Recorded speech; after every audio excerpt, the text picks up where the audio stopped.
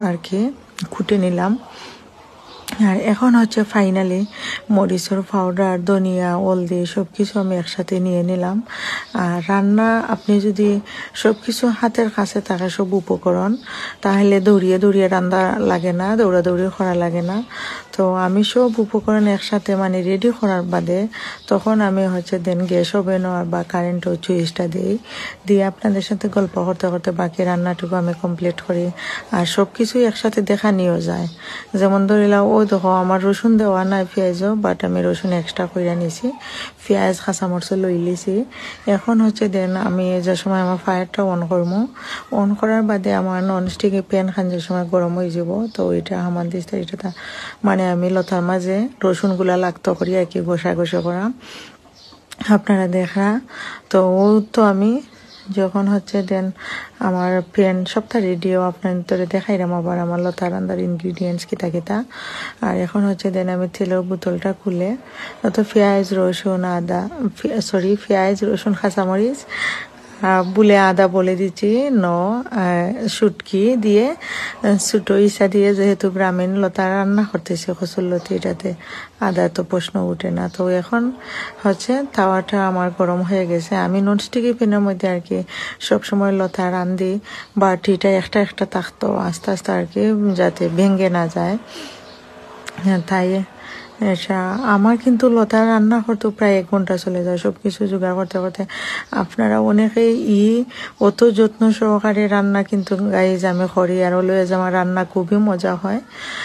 এভাবে আমি রান্না করি। আপনি কিন্তু গরু মাংস রেখে এগুলা খাবেন, অনেকে এতটুকু টাইমে গরু মাংস রান্না করে নিতে পারবে, কিন্তু আমি সেই লতা রান্না করতেছি। তো এখন হচ্ছে এটা হচ্ছে আমার খুবই দামি আভিজাত্যে ভরা কচুরলতি রান্না। তো এটা গরু মাংসর চেয়েও ভালো আমার কাছে বেটার বা দামি কিছু, যেহেতু মাঝে মধ্যে প্রায়শই এটা সব কিছু পাওয়া যায় না, রান্নাও করা হয় না।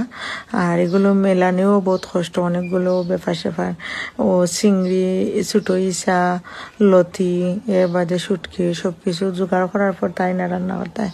তো এখন হচ্ছে মূল কথায় ফিরে আসি। তো আমার কাছে এটা গরু মাংসের চেয়ে বেশি খদরের। আর হচ্ছে এটা মানে সবসময় রান্নাও করা হয় না, একদিন রান্না করে যদি একটা বাটিতে তুলে রাখি ডিপ ফ্রিজে, তাহলে সপ্তাহে একদিন করে খাওয়া যায়। এতটুকু বের করে গরম করে নিলেন মেল্ট করে। তো এখন হচ্ছে আমার পেঁয়াজ, রসুন, চিংড়ি এগুলো ভাজা হওয়ার সাথে সাথে মানে পেঁয়াজটা মেল্ট হওয়ার সাথে সাথে আমি ইসাও দিয়ে দিলাম, আর হচ্ছে পাউডার মশলাও দিয়ে দিলাম।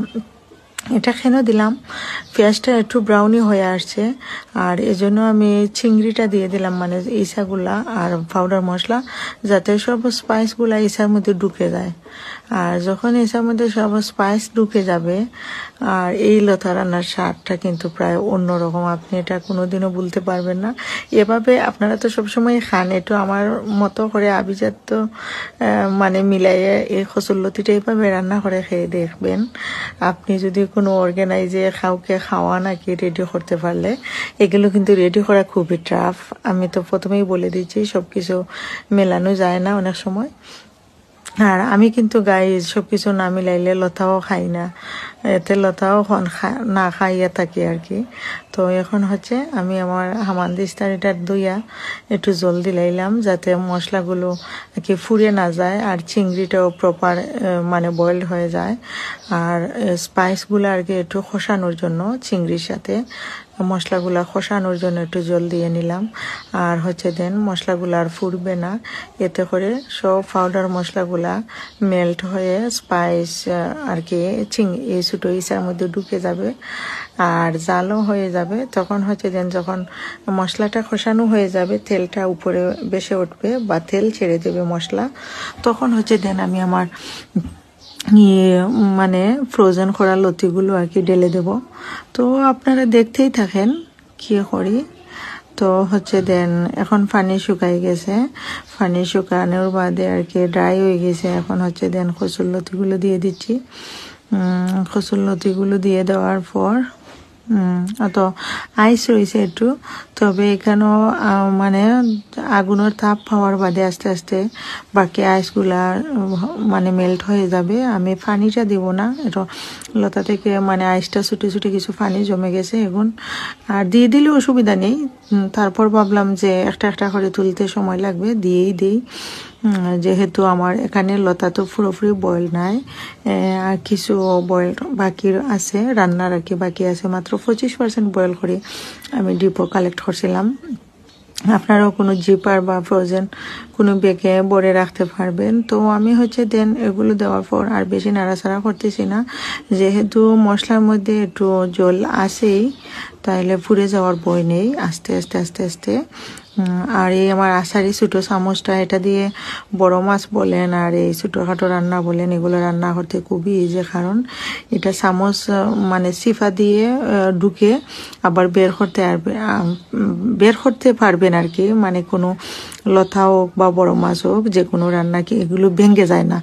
আর বড় খাঁটি দিলে, বড় খাঁটি বা বড় খাটোর কোনো কিছু দিয়ে নাড়াচাড়া করলে বেশ একটা ভেঙে যায় বা মেল্ট হয়ে যায়।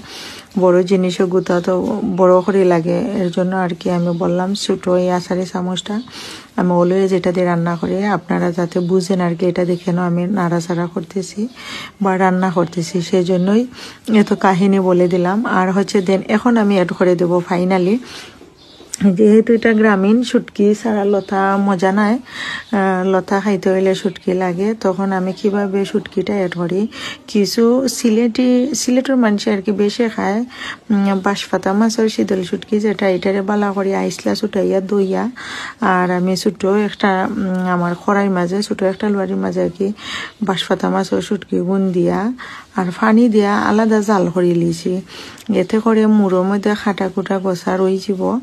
আর জাল করার বাদে যে পানিটুকু, পানির মাঝে শুটকি মেল্ট হইয়া গললে আর কি সব মানে স্মেল হল যায় কি পানিত।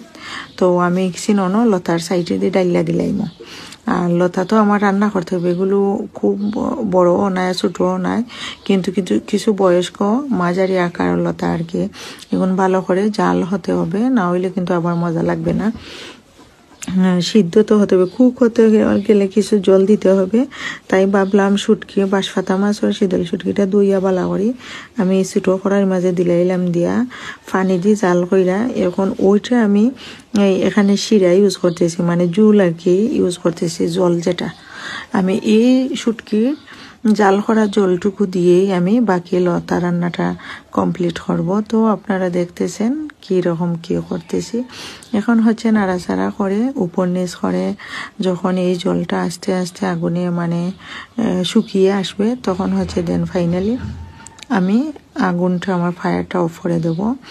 এই ফাইনালি আমার লতা রান্না কমপ্লিট হয়ে যাচ্ছে গাইস। তো আপনারা দেখতেছেন, এখন দেখেন আমি কিভাবে কি করতেছি। তো যখন জলটা আমার শুকিয়ে যাবে তখন আমার রান্নাটা কমপ্লিট। তো দেখেন